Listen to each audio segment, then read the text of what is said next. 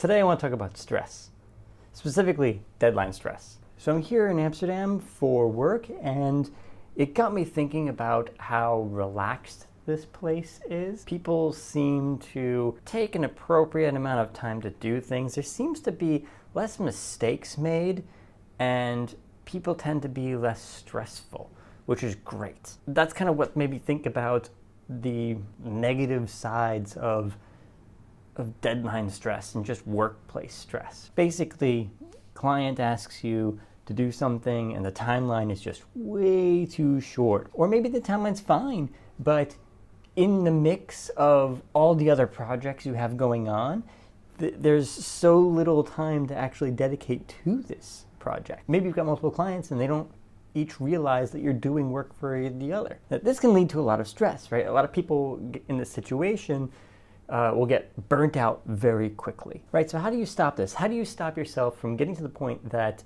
you just can't take doing this particular gig or job or whatever it is that you're doing and you want to shut down? Part of it is controlling not just your clients' expectations, but your own expectations. Kind of what I mean here is that you be true to yourself and what you can do in any given amount of time. If you only have an hour, how much can you actually do in that hour? And not just, oh, well, I can do X, Y, Z in this hour, so I'm good. But what I mean is include the setup and teardown time. Like if you're in production or photography or something, include the amount of time that it takes to set up your tripod, set up your lights, and also tear down and put away and pack these things in that amount of time, right? Don't say, well, in an hour I can shoot this amount of footage or this number of shots. Include the prep and striking times. If you're baking, include the amount of time required to gather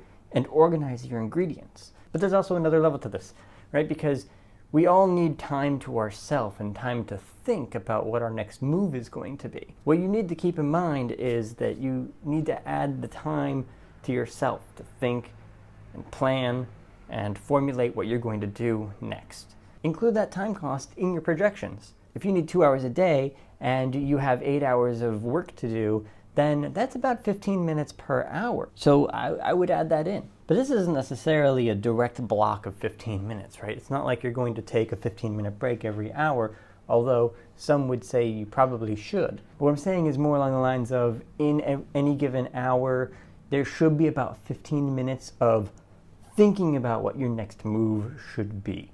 Not just acting and not thinking about it, right? Because you also want to make sure that you're going to get the job done right. And that you have time to look back on it and go, did I get this part right? Did I get this part right? Okay, things are good. Verifying, checking things off. We're all good. And I think that time, in addition to the prep time from earlier, is, I think, a more holistic way of thinking about how you spend your time.